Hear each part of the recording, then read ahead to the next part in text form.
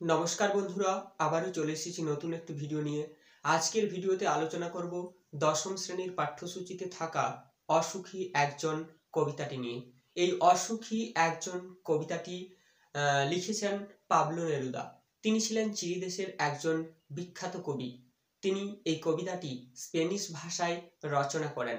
সেই স্পেনিশ ভাষা থেকে বাংলা ভাষায় অনুবাদিত করেন নবারুণ ভট্টাচার্য। এই কবিতাটির মূল বিষয়বস্তু হচ্ছে স্পেনের গৃহযুদ্ধের প্রেক্ষাপটকে কেন্দ্র করে তিনি রচনা করেন।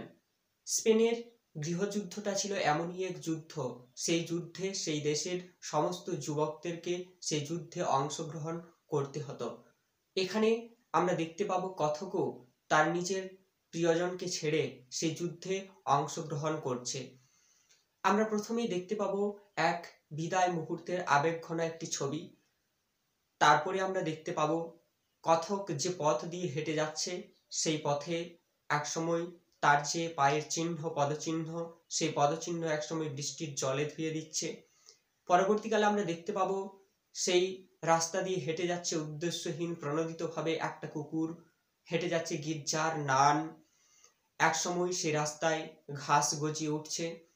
পরবর্তীকালে এরকম ভাবে যখন একটা সপ্তাহ পার হয়ে যাচ্ছে, একটা বছর পার হয়ে যাচ্ছে, সেই বছরগুলোকে পাথরের সমান ভারী মনে হচ্ছে সেই নারীটির কাছে বা সেই অপেক্ষাকৃত সেই রমণীর কাছে। আমরা দেখতে পাবো হঠাৎ করে যুদ্ধ নেমে আসছে। সেই যুদ্ধ এমনই যুদ্ধ, ভয়াবহতার যুদ্ধ, সেই যুদ্ধে শিশুরাও ছাড় পায়নি। এমনকি শান্ত হলুদ দেবতারাও সেই যুদ্ধের মুখে ধ্বংস বিধ্বস্ত হয়ে পড়ছে। সেই দেবতারাও মানুষদের স্বপ্ন দেখাতে আর পারছে না। একসময় আমরা দেখতে পাবো কবির বা কথকের যে স্মৃতি বিচরিত স্বপ্নের বাড়ি, সেই বাড়িটিও একসময় সেই যুদ্ধে ধ্বংসপ্রাপ্ত হয়ে পড়ছে। এমনকি যে শহর ছিল, সেই শহরেও একসময় যুদ্ধের লেলিহান শিখা ছড়িয়ে পড়ছে। সেই যুদ্ধে শহরে ধ্বংস বিধ্বস্ত হয়ে সেখানে পড়ে রয়েছে কাঠকয়লা, দোমড়ানো লোহা, মৃত পাথরের মূর্তির বিভৎস মাথা, অর্থাৎ সেই যুদ্ধে বলি প্রদত্ত মানুষের কাটা কাটা মুন্ডু। সেই মানুষের রক্তের দাগ শুকিয়ে গিয়ে কালসেটে আকার ধারণ করেছে। তবুও সেই মেয়েটি কথকের উদ্দেশ্যে অপেক্ষায়। এরপর আমরা এই কবিতাটির লাইন ধরে ধরে বুঝে নেওয়ার চেষ্টা করব।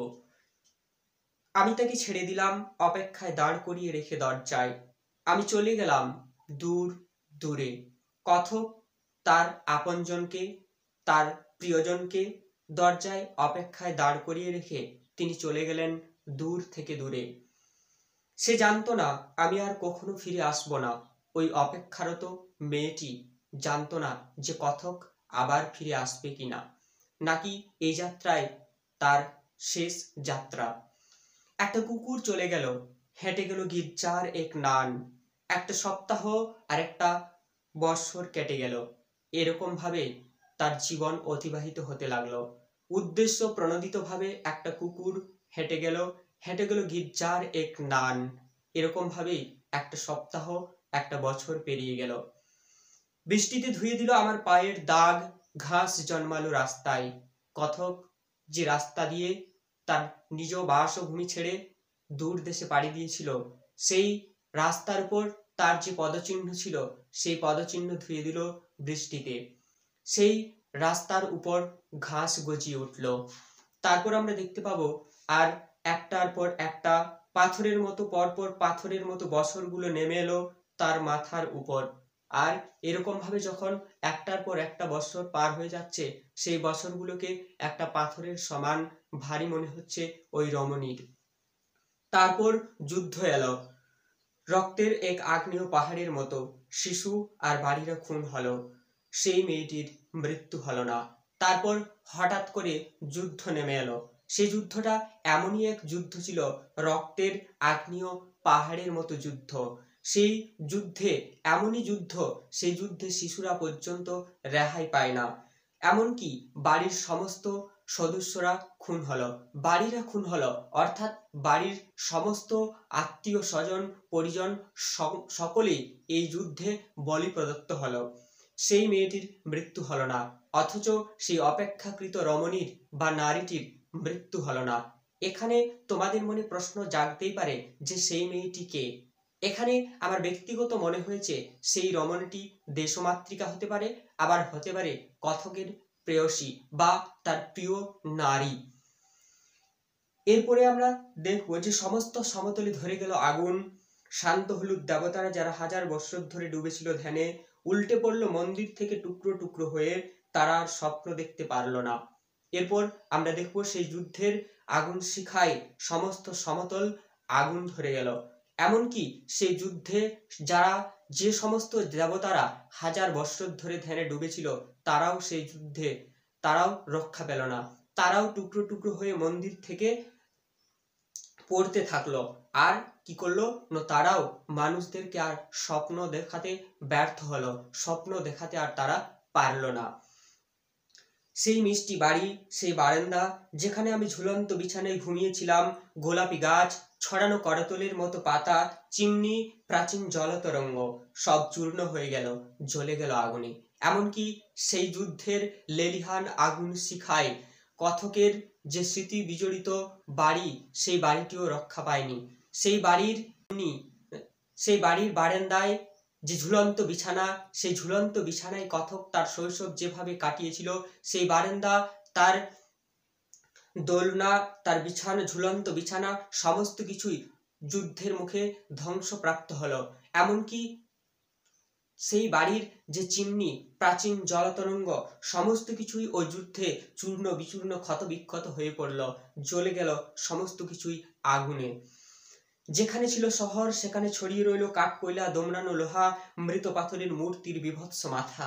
আর যেখানে শহর ছিল সেই শহর কি হলো, আগুনে, ওই যুদ্ধের আগুনে ধ্বংসপ্রাপ্ত হয়ে কেবলমাত্র পড়ে রইল কাঠ কয়লা আর কি দমড়ানো লোহা, অর্থাৎ মোচড়ানো দমড়ানো লোহা এখানে সেখানে পড়ে থাকতে লক্ষ্য করা গেল।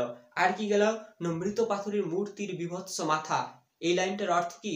মৃত পাথরের মূর্তির বিভৎস মাথা, অর্থাৎ ওই যুদ্ধে বলি প্রদত্ত মানুষের কাটা কাটা মুন্ডু এখানে সেখানে ছড়িয়ে ছিটিয়ে রয়েছে। রক্তের একটা কালো দাগ, এত মানুষ সেই যুদ্ধে বলি প্রদত্ত হয়েছে যে রক্ত জমাট বেঁধে কালশেটে কালো রং ধারণ করেছে। তোমরা সাধারণতই মনে করবে যে রক্তের দাগ এখানে কালো কেন? আমরা তো জানি যে রক্তের দাগ লাল, কিন্তু সেই যুদ্ধে এতই মানুষ বলি প্রদত্ত হয়েছিল, সেই যুদ্ধে এতই রক্ত ক্ষরণ হয়েছিল, সেই রক্ত জমাট বেঁধে কালশেটে কালো রং ধারণ করেছে। তবুও আর সেই মেয়েটি আমার অপেক্ষায়, তবুও সেই মেয়েটি কথকের অপেক্ষায় সে প্রহর গুনছে। এখানে প্রশ্ন জাগতেই পারে যে এখানে অসুখী কে? আমার ব্যক্তিগত মনে হয়েছে অসুখী তিনজন। অসুখী কে কে তিনজন? হতে পারে কথক অসুখী, কারণ তার প্রেয়সীকে ছেড়ে সে দূর দেশে যুদ্ধের জন্য তার নিজের সবাসভূমি ছেড়ে চলে গেছে, এই জন্য হয়তো তিনি অসুখী। আবার অপরদিকে ওই অপেক্ষাকৃত রমণীটিও অসুখী, কারণ তার নিজ আপনজন তাকে ছেড়ে দূর দেশে পাড়ি দিয়েছে, এই জন্য হয়তো তিনিও অসুখী থাকতে পারেন। আবার অপরদিকে আমি দেখতে পাবো যে দেশমাতৃকাও অসুখী হতে পারে, কারণ দেশমাতৃকার বুকে হাজার হাজার মানুষ বলি প্রদত্ত হচ্ছে, তার ফলে দেশমাতৃকাও অসুখী হতে পারে। আজকের ভিডিও এখানেই, দেখা হচ্ছে খুব তাড়াতাড়ি নতুন একটি ভিডিও নিয়ে। ততক্ষণে সকলে সুস্থ থেকো, ভালো থেকো, পড়াশোনার সঙ্গে থেকো। আবারও নতুন ভিডিও নিয়ে আসছি খুব তাড়াতাড়ি।